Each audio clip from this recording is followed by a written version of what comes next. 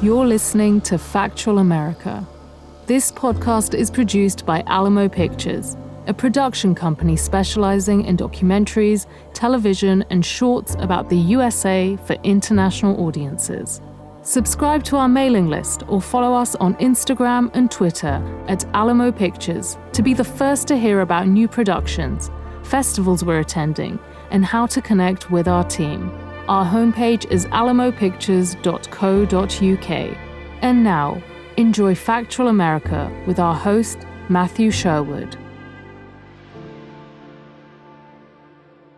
Welcome to Factual America, the podcast that explores America through the lens of documentary filmmaking.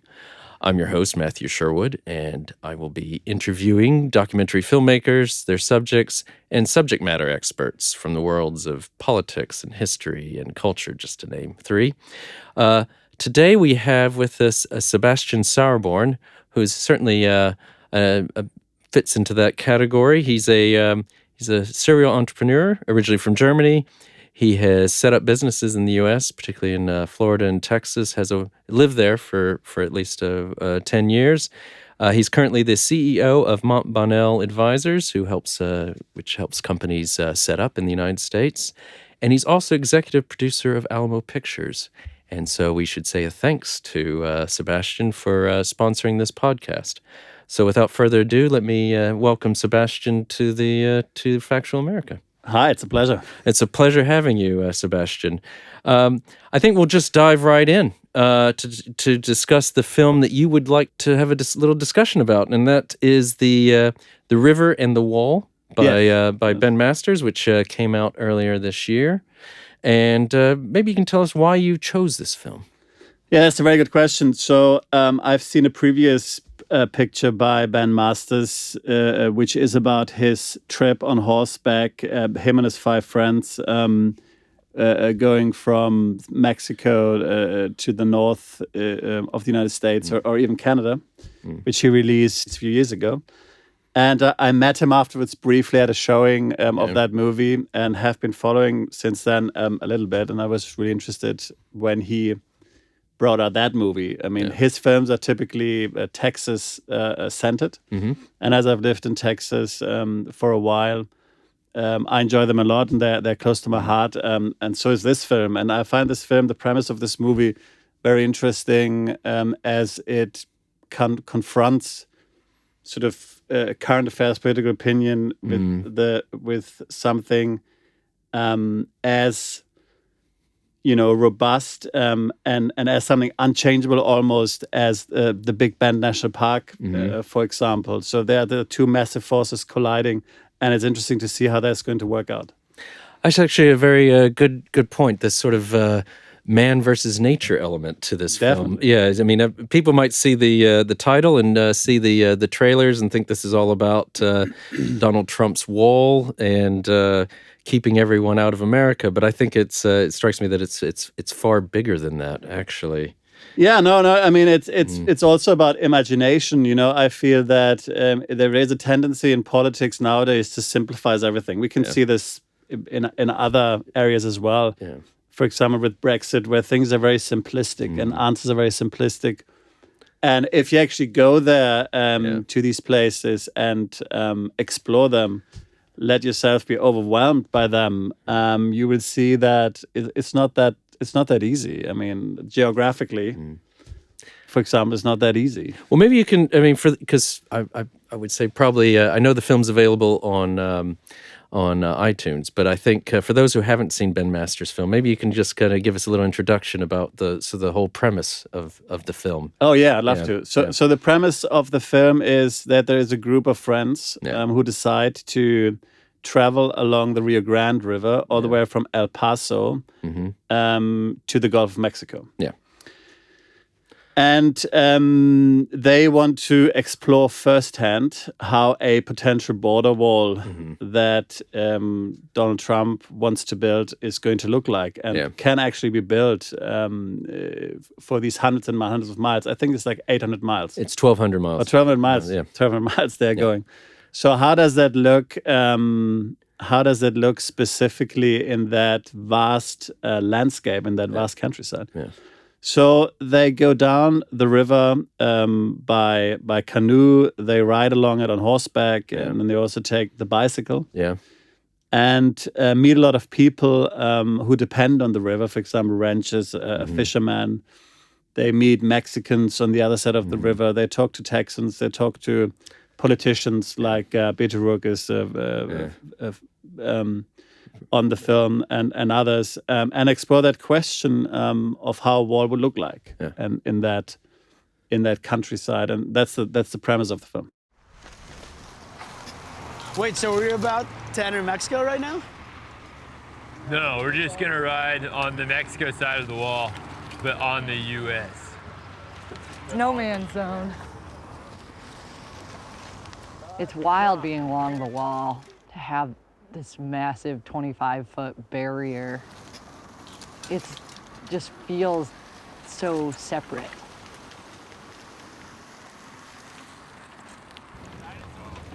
While I was working in El Paso, they constructed the wall, and they did it in like 12 months. From my perspective, it wasn't a real cry against the construction of that fence at the time. But then since then, there have been people elected, like Congressman O'Rourke, who was against the construction of a fence. I don't think a lot of people in the interior of the U.S. understand that the wall will not literally be built at the border, at the international boundary line. It'll be built well within. Here, it's 100 yards. Other places, it's a mile, 2 miles into the interior, and everywhere it's going to look as ugly as this or uglier. El Paso, for the last 20 years, has been either the safest, the second safest, or the third safest city in America, which is really remarkable because it is at complete odds with the rhetoric about the border. Of the 2,000 miles of the US-Mexico border, I believe a little over 600 miles have fences, walls, physical barriers.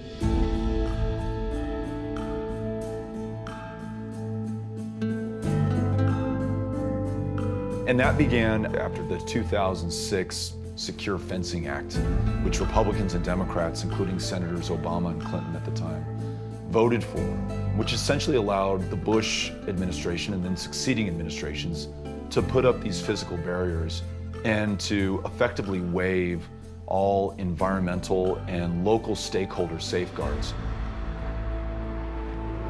I think people who aren't from the border, this might make a lot of sense to them. So we hear there are problems with Mexico or immigration or drugs. Yeah, a big giant fence with steel and concrete, that makes a lot of sense. When you live here, you obviously you see it differently and you feel it differently. It's quite a cast of characters, isn't it? We've got Ben Masters, who's the filmmaker, and he's a Texas Aggie who's, as you said, known for his film about Mustangs and driving them up to Canada. We've got the National Geographic fellow photographer who himself was an illegal alien. We've got the river guide. We've got Austin Alvarado, who's originally from Guatemala. His family is also illegal aliens. And then you've got the nature person, the ornithologist, and Heather Mackey, and then Jay Kleberg, who's basically the conservationist. You've already referenced, you've got Beto O'Rourke, who at the time was still congressman for the 16th district, and then we also bring in Will Hurd, who's the neighboring congressional district, the 23rd, who's a Republican, as opposed to Beto being a Democrat. And the thing that struck me, and then I'll let you say some more, is that those are the cast of characters, but the other two big characters in this are the Rio Grande River and Texas itself, especially West Texas. What do you think? Absolutely, yeah, I agree. I mean, the film is dominated by beautiful footage, a lot of made with drones. Yeah.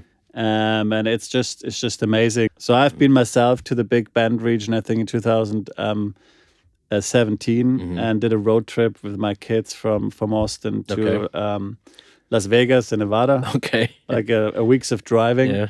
It's basically 3 or 4 days of desert. Yeah. Just desert. And yeah, it's so vast. and so amazing. So I was really impressed by the footage of by the nature footage in the countryside. And I will say it myself, even as a native Texan, there were things I didn't realize. Like I didn't realize the Rio Grande River didn't even flow for a few hundred miles there. So hence they had to start the trip on bicycles, and then they get closer to the Big Bend ranch in the Big Bend National Park, and that's when they get onto the Mustangs, and then the canoes pretty much most of the rest of the way. Yeah. I think there's obviously the whole issue of immigration, and it's an issue that many Western countries are dealing with. But I think what the film does well is sort of giving you a bit of both sides while also a healthy dose of reality. So maybe you can say a little bit more about sort of this, I know we've talked previously, this Texas pragmatism that comes out, I think, out of this film. Yeah, definitely.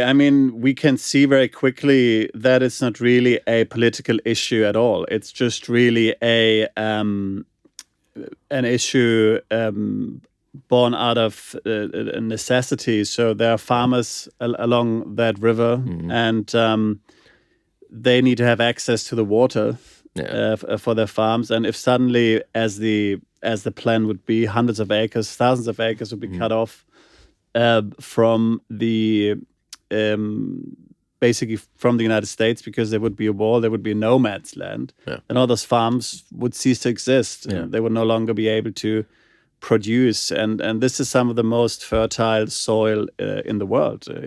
So. It's not really about politics. Many of those farmers would call themselves conservatives. And then suddenly there they are, through eminent domain, will lose their land that they had in their possession for generations. So you can be left or right wing to have an understanding of this issue and come to the conclusion that it's not feasible. And as one rancher in that film said, it seems un-American because it seems in a way to build that wall out of fear is not it's not being in a very strong position.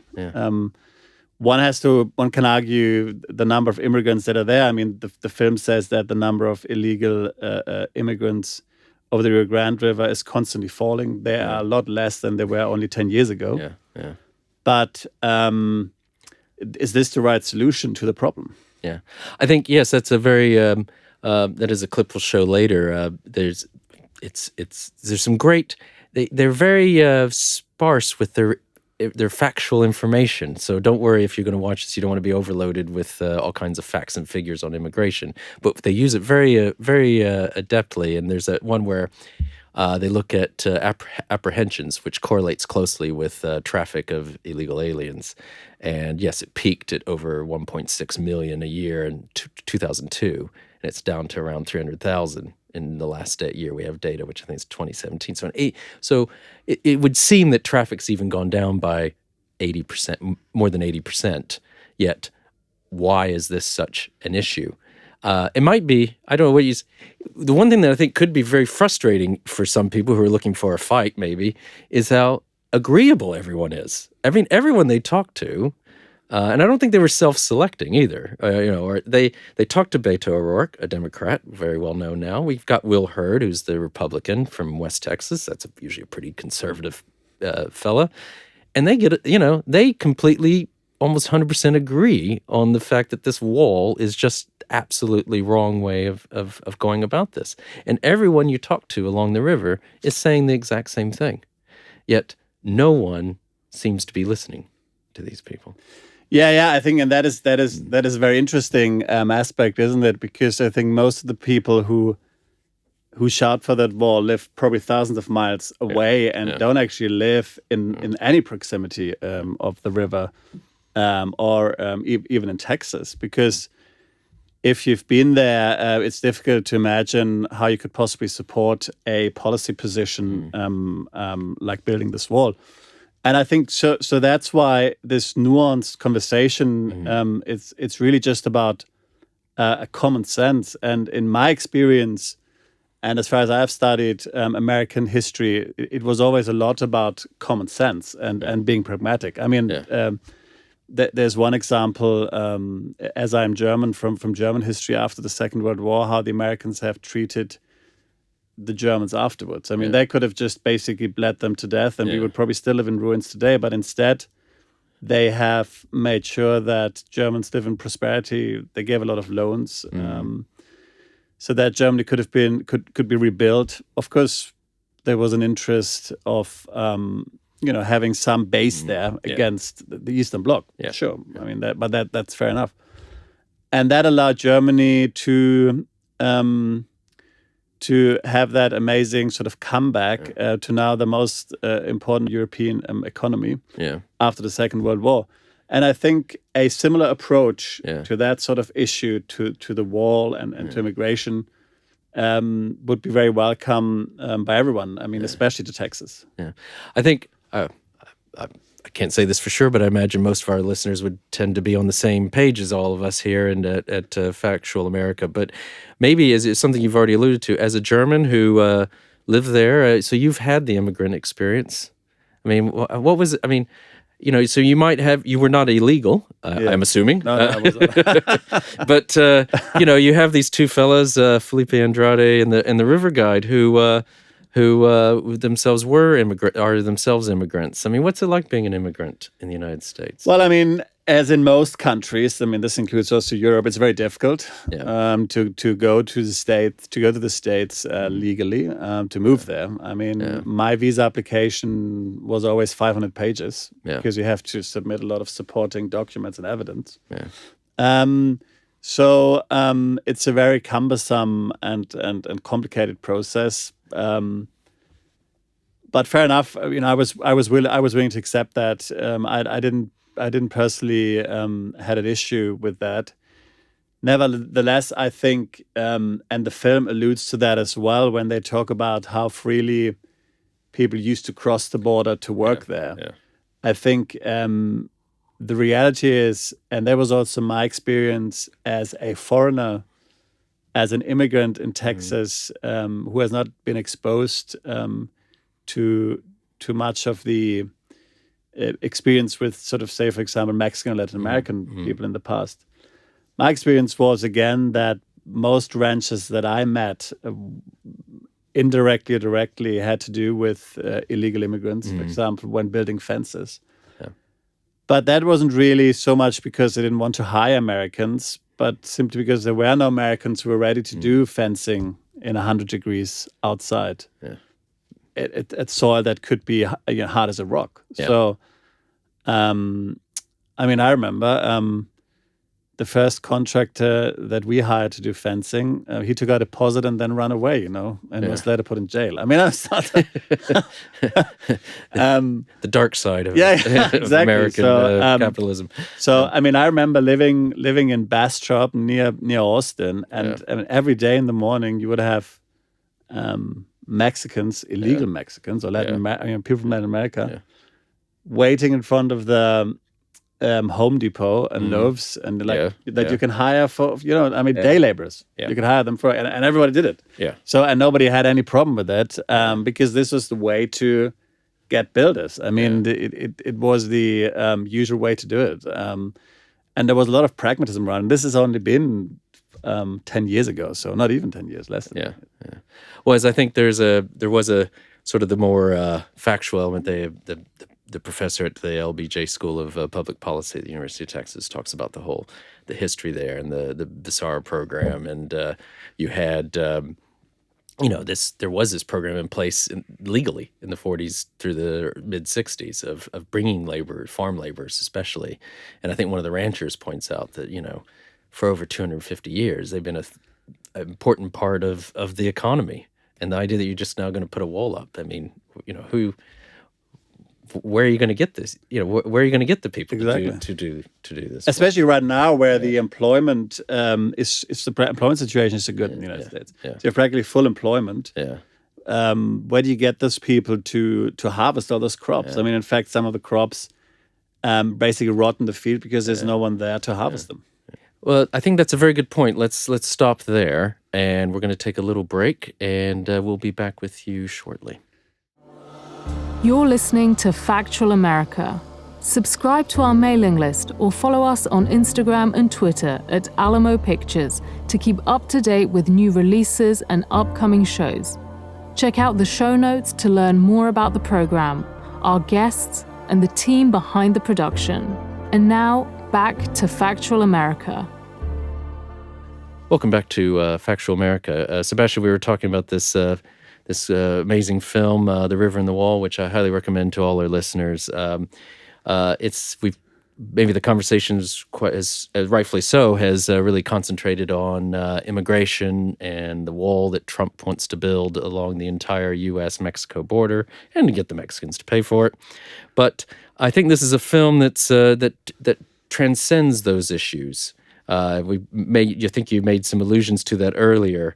It's almost well, these are more dramas, but something like sort of Motorcycle Diaries. This is a buddy picture where these people are going on a journey along this 1,200-mile border, and it's all their trials and travails as they deal with this incredibly rugged landscape and dangerous river that the Rio Grande is in parts. I mean, from a sort of a filmmaking standpoint, maybe you can say some more about that. Yes, I guess whenever there's a journey in a movie, it's always also a symbol for a personal journey. Yeah. So you have those characters who are strangers. I mean, who are not at least not close friends in the beginning, and then they grow to become really close friends over the time of their journey, which always happens. I mean, it reminds me a little bit of Lord of the Rings, yeah? So the Fellowship of the Ring, they have this task. Yes. They have to pass trials and tribulations to get there.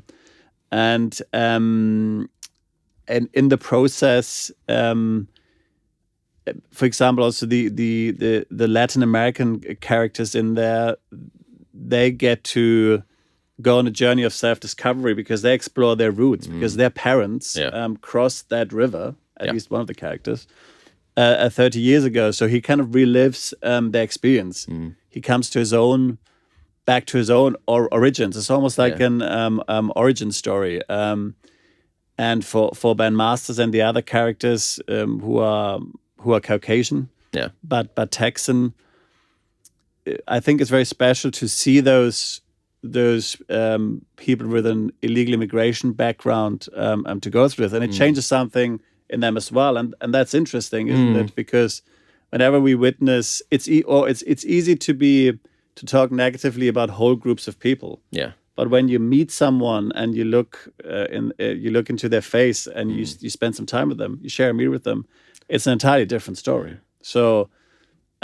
They are just human beings at the end of the day, and this is what the story is about. It's about camaraderie, about growing as a team in a very beautiful landscape. Yeah, and there's they face a lot of dangers in that journey. Whether it's like you say the landscape, especially when they're in the Big Bend National Park on horseback, get basically run into some dead ends, some box canyons, and how are they going to get out? And there's no, I mean, as one of them says, there's no more rugged landscape that you'll find. There's no trails or anything. You just have to find your own way to the river, to other types of danger, the drug runners that they may or may not have run into.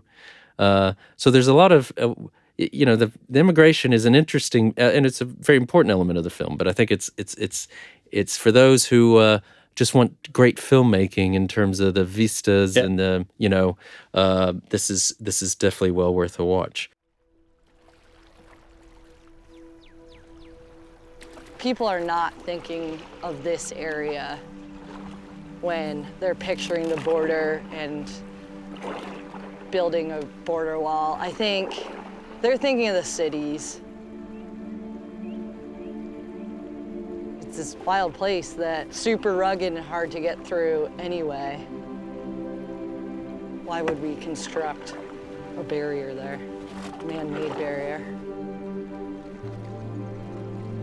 This is like going through the Grand Canyon, paddling the Colorado, without the crowds. It's just as remote and grand and wild.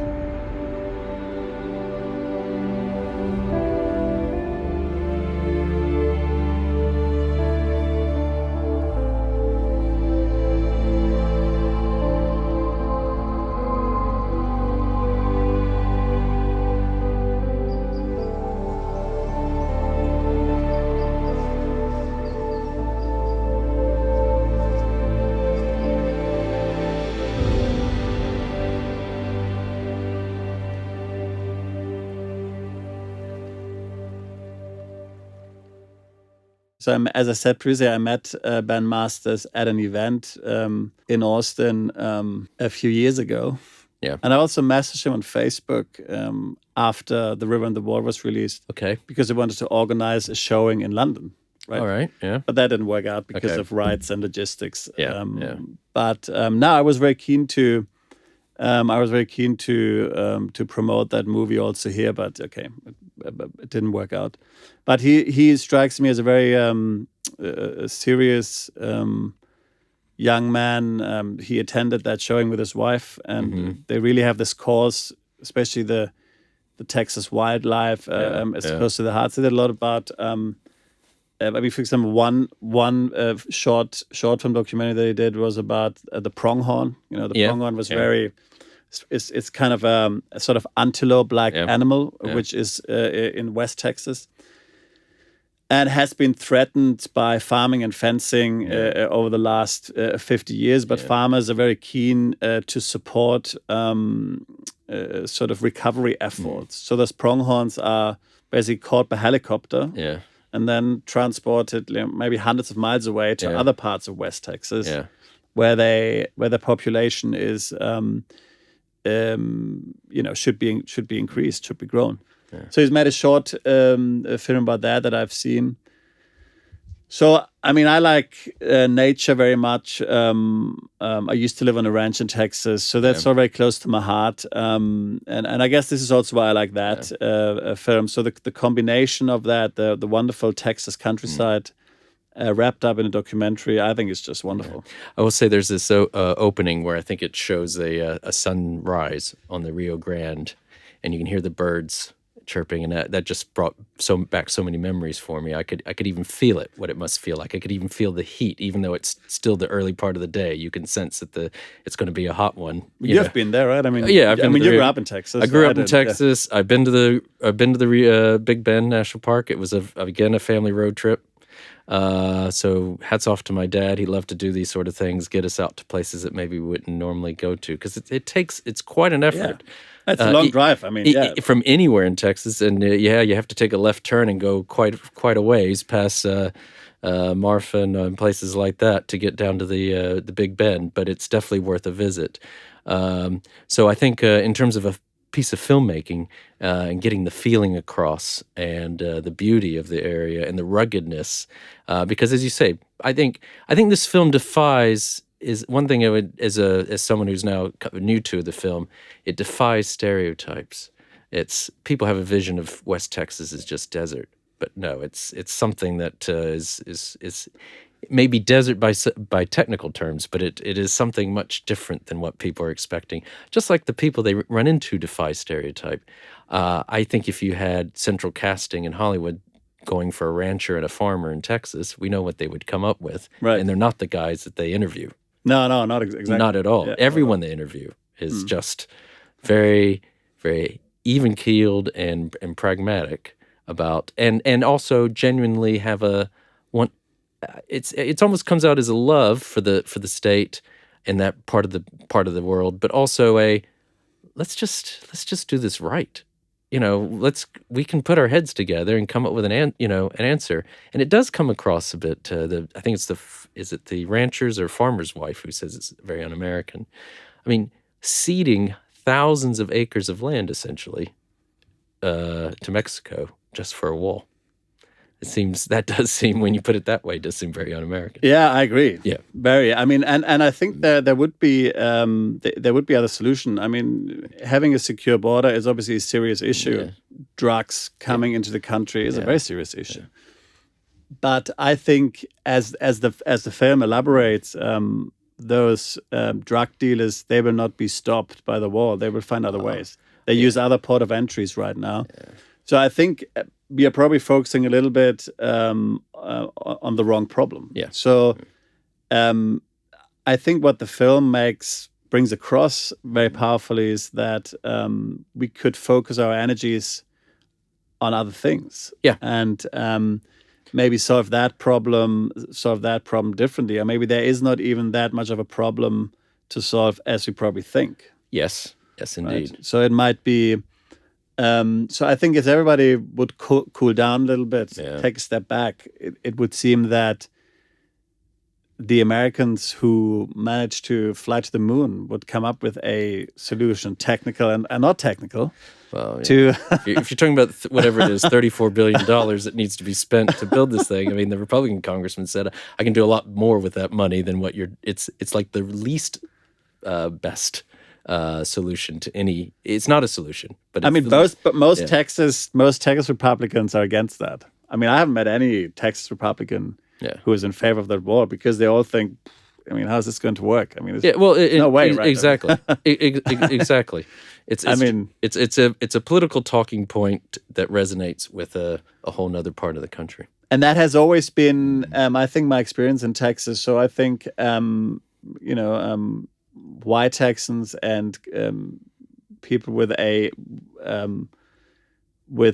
immigration background from Latin America got always along pretty well. I mean, I'm sure there's some issues, but in general, well, I could share some stories, but but we won't. Not now. This has been a very positive discussion, but yes, there are always issues wherever you go. Exactly, but I mean, in the large scheme of things, immigration was not a problem in Texas, in my opinion. Yeah. Of course, we need to see how we deal with criminals now. Of course, that is an issue. Yeah. But generally speaking, these immigrants, they're not on the public. They're not on the public pocket, right? They have jobs. They work hard. They are needed. These jobs need to be done. So I think a very positive approach would probably be the right answer, and also recognize that the people that are already living in the country have to be dealt differently than someone who is not there yet. I mean, that's a completely different question. Well, I think we will leave it there, Sebastian. This has been a very very interesting discussion about the film The River and the Wall by Ben Masters, which came out in 2019. To our listeners, thank you for joining us for this podcast. Please share and like us on the Apple Podcast, if you will. And this would be Factual America signing off. You've been listening to Factual America. This podcast is produced by Alamo Pictures, specializing in documentaries, television, and shorts about the USA for international audiences. Head on down to the show notes for more information about today's episode, our guest, and the team behind the podcast. Subscribe to our mailing list or follow us on Instagram and Twitter at Alamo Pictures to be the first to hear about new productions, festivals we're attending, and to connect with our team. Our homepage is alamopictures.co.uk.